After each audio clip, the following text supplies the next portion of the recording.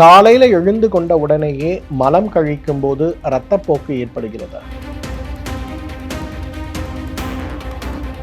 இரத்தம் மலத்தோடு கலந்து போகாமல் பச்சை இரத்தமாக படிப்படியாக சொட்டு சொட்டாக வந்து கொண்டே இருக்கிறது. ஆசன வாயில் கடுமையான கடுப்பு, வலி, எரிச்சல், அரிப்பு ஏற்படுகிறது. இதை நீக்குவதற்கு நாம் எடுத்துக்கொள்ள வேண்டிய முயற்சி, உணவுகள் சார்ந்த முயற்சி என்ன? சுலபமான வீட்டு சமையலறையில் இருக்கக்கூடிய பொருட்களை இந்த சிரமத்தை நீக்க எவ்வாறு பயன்படுத்த வேண்டும்?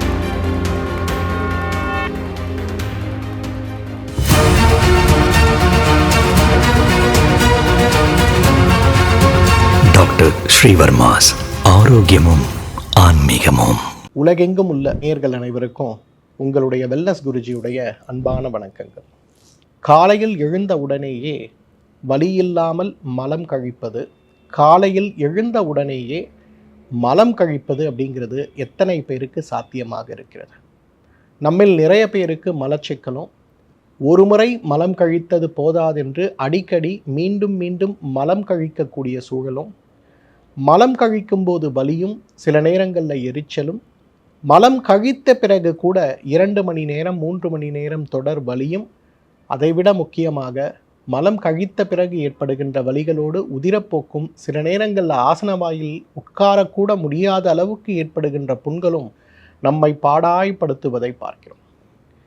அப்போ உடலில் இருக்கக்கூடிய கழிவுகளை வெளியேற்றக்கூடியதில் இருக்கக்கூடிய சிரமங்கள் நம்மில் நிறைய பேருக்கு நாளை துவங்கும் முன்னே சிரமத்தை உருவாக்கினால், அப்போ நாள் முழுவதும் நம்முடைய மனநிலையும் உடல்நிலையும் எவ்வாறு இருக்கும்?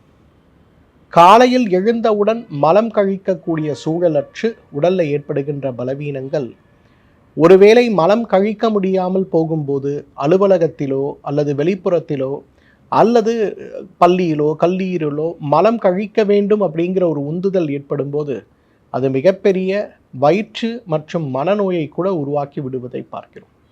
இரிட்டபிள் பவல் சிண்ட்ரோம் அப்படின்னு சொல்லக்கூடிய ஒரு நோய், ஒரு நாளைக்கு 6 முறை 7 முறை மலம் வருவது போல ஒரு எண்ணம் வந்தாலே கழிப்பறையை தேடி ஓட வேண்டிய சூழல் ஏற்பட்டு விடுவதை பார்க்கிறோம்.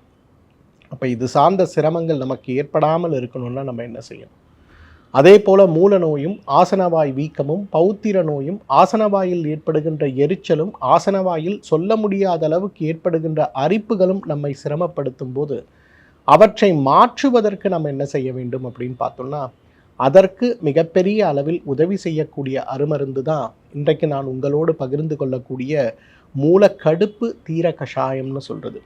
ஓமம், சுக்கு, இந்துப்பு, கடுக்காய், வால்மிளகு மற்றும் அரிசி திப்பலி 5 பொருட்கள் தேவை. ஒவ்வொன்றையும் 2 கிராம் அளவுக்கு எடுத்து 300 மில்லி தண்ணீரில் இட்டு கொதிக்க வைத்து 100 மில்லியாக குறைத்து வடிகட்டி காலை ஒரு வேளை உணவுக்கு முன்பு, மாலை ஒரு வேளை உணவுக்கு முன்பு சாப்பிடும்போது நம்முடைய ஆரோக்கியத்தில் அவ்வளவு பெரிய சிறந்த மாற்றம் ஏற்படுவதை நாம் பார்க்க முடியும். மூலத்தில் 4 நிலைகள் இருக்கிறத நம்ம பார்க்கிறோம். முதல் நிலை மூலம் அப்படிங்கிறது மலம் வரக்கூடிய பாதையில் ஏதோ அடைப்பு இருப்பது போலவே ஒரு உணர்வை ஏற்படுத்தி அந்த இடத்துல வலியையும் வேதனையையும் அதிகப்படுத்துவதை பார்க்கிறோம். 2ஆம் நிலை மூலநோய் அப்படிங்கிறது மலம் கழிக்கும் போது ஏதேனும் ஒரு சதை போன்ற ஒரு பகுதி வெளிவந்து தானாகவே உள்ளே போய் விடுவதை பார்க்க முடியும். சில நேரங்களில் ஆசனவாயை சுத்தம் செய்யும் போது ஏதோ ஒரு சதை பகுதி வெளிப்புறமாக இருப்பது போல ஒரு உணர்வு ஏற்படுவதை பார்க்க முடியும். 3ஆம் நிலை மூலம்ங்கிறது வெளிவந்திருக்கக்கூடிய தசை கையை வைத்து அழுத்தினால் மட்டும்தான் உள்ளே போகும், இல்லை என்றால் வெளியிலே துருத்தி கொண்டிருப்பதை பார்க்க முடியும். 4ஆம் நிலை மூலநோய் அப்படிங்கிறது ஆசனவாய்க்கு வெளியில் ஒரு தசைப்பிண்டம் தொங்கிக் கொண்டே இருக்கிறத நம்ம பார்க்க முடியும். இந்த 4 நிலைகளிலேயுமே கடுமையான வலி, வேதனை, குத்தல் வலி, 1000 ஊசிகளை கொண்டு குத்துவது போல் ஏற்படுகின்ற வலி, வீக்கம், உதிரப்போக்கு, அரிப்பு, எரிச்சல், சொல்ல முடியாத அளவுக்கு கடுமையான வலின்னு சொல்லி நிறைய சிரமங்கள் ஏற்படுவதற்கு வாய்ப்பு இருக்கு. நம்மில் நிறைய பேர் இந்த மாதிரி சிரமங்கள் ஏற்படும் போது அல்லது உதிரப்போக்கு ஏற்படும் போது வீட்டு பக்கத்தில் இருக்கக்கூடிய துத்தி இலையை முதலுதவி மருந்தாக பயன்படுத்தும் போது இந்த அறிகுறிகள் குறைந்து போகிறத பார்க்குறோம். மீண்டும் ஏற்படும் போது மீண்டும் அதே துத்தியை பயன்படுத்துகிறோம். ஆனால் அறிகுறிகள் குறைகிறதை தவிர நோய்கள் குறையவில்லை, வலிகள் வேதனைகள் குறையவில்லைன்னு வருத்தத்தில் இருப்பவர்கள் அனைவருக்குமே இந்த மூல கடுப்பு தீர கஷாயம் ஒரு மிகச்சிறந்த மருந்துன்னு சொல்லலாம். ஓமம், சுக்கு, இந்துப்பு, கடுக்காய், வால்மிளகு மற்றும் அரிசி திப்பலி ஒவ்வொன்றையும் 2 கிராம் அளவுக்கு எடுத்து 300 மில்லி தண்ணீரில் இட்டு கொதிக்க வைத்து 100 மில்லியாக குறைத்து வடிகட்டி காலை ஒரு வேளை உணவுக்கு முன்பு, மாலை ஒரு வேளை உணவுக்கு முன்பு நாம் எடுத்துக்கொள்ளும் போது நம்முடைய ஆரோக்கியத்தில் அவ்வளவு பெரிய சிறந்த மாற்றம் ஏற்பட்டு விடுவதை நாம் பார்க்க முடியும். எவ்வாறு இந்த மூலநோய் மிகப்பெரிய பாதிப்பை உருவாக்குகிறதோ அதே போல ஏற்படுகின்ற மற்றும் ஒரு பாதிப்பு தான் இரிட்டபிள் பவல் சிண்ட்ரோம்னு சொல்லக்கூடிய ஒரு நோய். பொதுவாக மலச்சிக்கல் அப்படிங்கிற வார்த்தைக்கான அர்த்தம் நம்மெல்லாம் என்ன நினைக்கிறோம், மலமே போகாமல் இருக்கக்கூடியது தான் மலச்சிக்கல்னு நினைக்கிறோம். ஆனால் அடிக்கடி மலம் கழிவது கூட மலச்சிக்கல் தான். அடிக்கடி மலம் கழியும் போது என்ன ஆகும், ஆசனவாயில் மீண்டும் மீண்டும் இரத்த ஓட்ட அழுத்தங்கள் அதிகமாகி ஆசனவாயை சுத்தம் செய்வதற்கு எடுக்கக்கூடிய நீர்த்தன்மை அதிகமாகும் போது ஆசனவாய் அந்த இடத்தில் வீங்க ஆரம்பித்து அதுவே தொற்றாக மாறி கடைசியில் இரிட்டபிள் பவல் சிண்ட்ரோம் சொல்லக்கூடிய ஒரு நோயுடைய பக்க விளைவாகவே நமக்கு மூல நோயும் ஆசனவாய் வீக்கமும் ஏற்பட்டு விடுவதை பார்க்கிறோம். உணவில் காரமான உணவுகளை தவிர்த்தாலும், உணவில் புளிப்பான உணவுகளை தவிர்த்தாலும், வயிற்றுக்கு அசௌகரியம் ஏற்படக்கூடிய அளவுக்கு உணவுகளை தவிர்க்கின்ற ஒரு வழக்கத்தை நாம் வைத்து கொண்டாலும் கூட இன்றைக்கு மனதுக்கும் வயிற்றுக்கும் இருக்கக்கூடிய தொடர்பை உணர்ந்து கொள்ளாமல் நாம் இருக்கிறதுனால தான் இன்றைக்கு இரிட்டபிள் பவல் சிண்ட்ரோம் நோய் தீர்க்க முடியாத நோய்களுடைய வகைப்பாட்டியலில் இருக்கிறத பார்க்குறோம். இயற்கை மருத்துவத்தில் இரிட்டபிள் பவல் சிண்ட்ரோம் சொல்லக்கூடிய அடிக்கடி மலம் கழிக்கக்கூடிய நோய்க்கான முதல் சிகிச்சை எது தெரியுமா? தியானம் தான். தியானத்தோடு கூடி முறையாக இந்த மூல கடுப்பு தீர கஷாயத்தை நம்ம பயன்படுத்தும் போது அந்த இடத்துல அந்த வலி, எரிச்சல், ஆசனவாய் வீக்கம் இவை அனைத்துமே குறைந்து கொண்டே வருவதை நாம் பார்க்க முடியும்.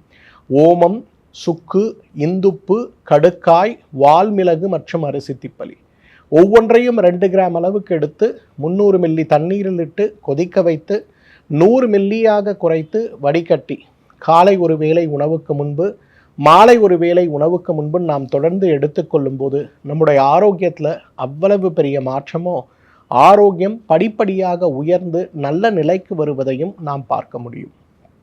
நிறைய குழந்தைகள், குறிப்பாக பெண் குழந்தைகள் அதிகமாக அமர்ந்து படிக்கக்கூடிய ஒரு நிலையில் இருக்கக்கூடிய குழந்தைகளுக்கு இன்றைக்கு மூல நோயும் ஆசனவாய் வீக்கமோ ஆசனவாய் வலியும் நம்மை சிரமப்படுத்தி விடுவதை பார்க்கிறோம். இந்த ஆசனவாய் வலிகளையும் வீக்கங்களையும் குறைத்து கொள்ள வேண்டும் அப்படின்னு நம்ம நினைக்கும் போது அதற்கும் நமக்கு உதவி செய்கின்ற ஒரு பெரிய அருமருந்து தான் இந்த மூல கடுப்பு தீர கஷாயம்னு சொல்லலாம். இன்றைக்கு நிறைய குழந்தைகளை நான் பார்க்குறேன், காலையில் எழுந்த உடனேயே மலம் கழிக்கக்கூடிய ஒரு சுபாவமே அற்று இருக்கிறத பார்க்குறோம். அப்போ இப்பெல்லாம் விடுமுறை, குழந்தைகள் யாரும் காலையில் 7 மணி 8 மணிக்கு கூட எழுந்திருப்பது கிடையாது. 10 மணிக்கு எழுந்து கொள்ளக்கூடிய குழந்தைகளையும் நான் பார்க்குறேன். காலையில் எழுந்து கொள்ளும் போது அந்த குழந்தைகளுக்கு இயற்கை உபாதைகள் வெளிவரக்கூடிய ஒரு நிலை மாறி 10 மணி 11 மணி அளவுக்கு அவர்கள் போகும்போதும் விடுமுறையில் கொடுக்கக்கூடிய உணவுகளில் மிகப்பெரிய ஊட்டச்சத்துக்கள் அன்றி சுவையும் மகிழ்ச்சியும் விருந்தினர்களுடைய வருகையும் இருக்கும்போது சாப்பிடுகின்ற உணவுகளில் இருக்கக்கூடிய மாற்றமோ இன்னைக்கு நிறைய குழந்தைகளை கடுமையாக பாதிக்கிறத பார்க்கும். பாதிப்பு அடைந்திருக்கக்கூடிய குழந்தைகளுக்கு நாம் கொடுக்கக்கூடிய உணவுகள் இன்றைக்கு உடலுடைய ஆரோக்கியத்திற்கு பதிலாக மலச்சிக்கலை உருவாக்கக்கூடிய உணவுகளாக இருக்கிறதையும் பார்க்குறோம். அதீத அசைவ உணவுகள், அதீத கார உணவுகள், அதீதமாக இருக்கக்கூடிய பதப்படுத்தப்பட்ட உணவுகள், அதீதமாக பாக்கெட்டுகளில் அடைத்து வைத்திருக்கக்கூடிய உணவுகள் அனைத்துமே நமக்கு மிகப்பெரிய சிரமத்தை உருவாக்கி விடுவதை பார்க்கிறோம். இது சார்ந்த சிரமங்களை மாற்றி உடலை ஆரோக்கியப்படுத்த வேண்டும் அப்படின்னு வரும்போது அதற்கும் உதவி செய்கின்ற மிகப்பெரிய அருமருந்து எதுனா ஓமம், சுக்கு, இந்துப்பு, கடுக்காய், வால்மிளகு மற்றும் அரிசி திப்பலி ஒவ்வொன்றையும் 2 கிராம் அளவுக்கு எடுத்து 300 மில்லி தண்ணீரில் இட்டு கொதிக்க வைத்து 100 மில்லியாக குறைத்து வடிகட்டி காலை ஒரு வேளை உணவுக்கு முன்பும் மாலை ஒரு வேளை உணவுக்கு முன்பும் தொடர்ந்து எடுத்துக்கொள்ளும் போது இந்த குழந்தைகளுக்கு கோடை காலங்களில் ஏற்படுகின்ற மூல நோய், மலச்சிக்கல் சார்ந்த சிரமங்கள் படிப்படியாக குறைந்து போவதை நாம் பார்க்க முடியும். நிறைய பேருக்கு வயிறு உப்புசம் சார்ந்த சிரமங்கள் இருக்கிறத பார்க்கணும். காலை உணவு சாப்பிடும்போது வயிறு லேசாக இருக்கிறது, மதிய உணவு சாப்பிடும்போது வயிறு பானை போல மாறிவிடுகிறது, உணவுக்கு பிறகு என்னுடைய பேண்ட்டே நான் லூஸ் பண்ணி போடக்கூடிய அளவுக்கு என்னுடைய வயிறு பழுதடைந்திருக்கிறதுன்னு சொல்லக்கூடிய எவ்வளோ பேரை நம்ம பார்க்குறோம். இதற்காகவே உணவை தவிர்க்கக்கூடிய நபர்களையும் நிறைய பேரை பார்க்குறோம். அப்போ இது சார்ந்த சிரமங்களை நாம் பலப்படுத்த வேண்டும். இது சார்ந்த சிரமங்கள் அற்ற ஒரு வாயு தொந்தரவு அற்ற ஒரு ஆரோக்கியம் நமக்கு வேணும்னா அதற்கும் இந்த மூலக்கடுப்பு தீர கஷாயம் ஒரு சிறந்த மருந்துன்னு சொல்லலாம். ஏன்னா இன்றைக்கு குழந்தைகளாகட்டும், பெரியவர்களாகட்டும், வயதானவர்களாகட்டும், வேலைக்கு வீட்டை விட்டு வெளியில் வந்து வெளி உணவுகளை நம்பி இருக்கக்கூடிய இளைஞர்களாகட்டும், அனைவருக்குமே இந்த வாயு தொந்தரவு சொல்ல முடியாத அளவுக்கு சிரமத்தை உருவாக்குறத பார்க்கணும்.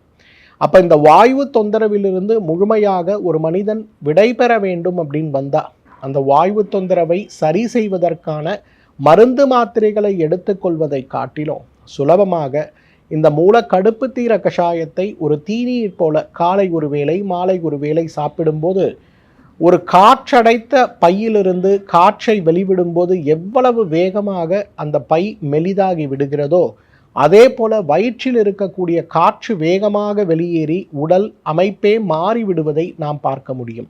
ஓமம், சுக்கு, இந்துப்பு, கடுக்காய், வால்மிளகு மற்றும் அரிசி திப்பலி ஒவ்வொன்றையும் 2 கிராம் அளவுக்கு எடுத்து 300 மில்லி தண்ணீரில் இட்டு கொதிக்க வைத்து 100 மில்லியாக குறைத்து வடிகட்டி காலை ஒரு வேளை உணவுக்கு முன்பு மாலை ஒரு வேளை உணவுக்கு முன்பு நாம் எடுத்துக்கொள்ளும் போது நம்முடைய ஆரோக்கியத்தில் அவ்வளவு பெரிய மாற்றம் ஏற்பட்டு விடுவதை பார்க்க முடியும்.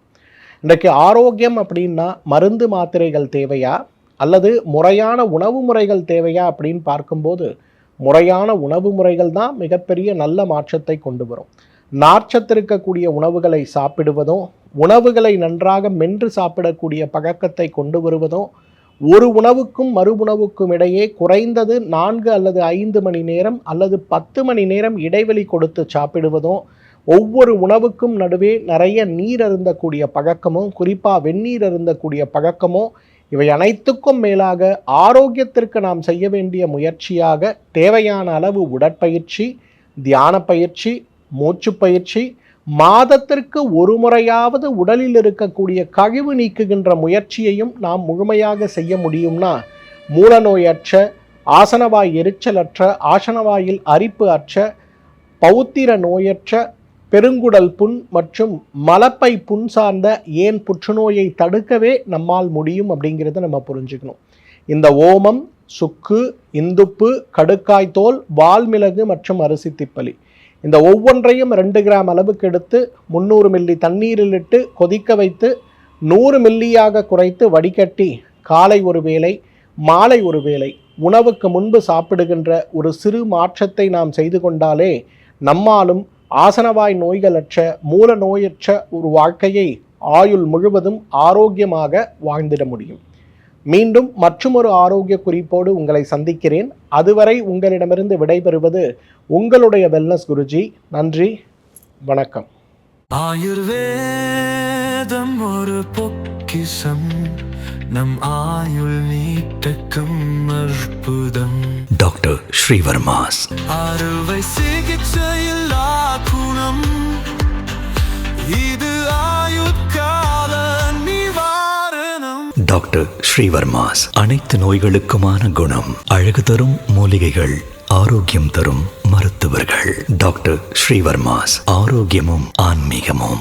ஸ்ரீ வர்மா ஆயுர்வேதா மருத்துவமனையின் வெல்னஸ் குருஜி அவர்களை செப்டம்பர் மாதம் 4ஆம் வாரம் 22ஆம் தேதி திங்கட்கிழமை மதியம் 12 மணி முதல் இரவு 9 மணி வரை கோடம்பாக்கத்திலும், 23ஆம் தேதி செவ்வாய்க்கிழமை காலை 6 மணி முதல் மதியம் 12 மணி வரை திருவள்ளூரிலும், 23ஆம் தேதி செவ்வாய்க்கிழமை மதியம் 1 மணி முதல் மாலை 6 மணி வரை அம்பத்தூரிலும், 24ஆம் தேதி புதன்கிழமை காலை 7 மணி முதல் மதியம் 12 மணி வரை கோடம்பாக்கத்திலும், 25ஆம் தேதி வியாழக்கிழமை காலை 6 மணி முதல் மாலை 6 மணி வரை சேலத்திலும், 26ஆம் தேதி வெள்ளிக்கிழமை காலை 7 மணி முதல் மதியம் 1 மணி வரை திருப்பூரிலும், 27ஆம் தேதி சனிக்கிழமை காலை 6 மணி முதல் மாலை 6 மணி வரை கோயம்புத்தூரிலும், 28ஆம் தேதி ஞாயிற்றுக்கிழமை காலை 7 மணி முதல் மாலை 6 மணி வரை வேளச்சேரியிலும், 29ஆம் தேதி திங்கட்கிழமை மதியம் 12 மணி முதல் இரவு 9 மணி வரை கோடம்பாக்கத்தில் சந்தித்து ஆச்சார்யா டாக்டர் ஸ்ரீவர்மா அவர்களிடமும் வெல்னஸ் குருஜி அவர்களிடமும் நேரடியாக பயிற்சியும் ஆசியும் பெற்ற doctor Hemala Tiruvallur, doctor Aneesh Fathima Ambattur, doctor Surya Kodambakkam, doctor Jeyaroopa Manapakkam, doctor Megala Velachery, doctor Jayakanthan Pondicherry, doctor Rizwana Tiruvannamalai, doctor Saraswathi Salem, doctor Mary Kalsa Trichy, doctor Abinasha Thanjavur, doctor Abina Mubisha Madurai, doctor Jebastin Nagercoil, doctor Malathi Coimbatore, doctor Kiruthika Hosur, doctor Guna Apsara Bangalore, doctor Navneeth Hyderabad,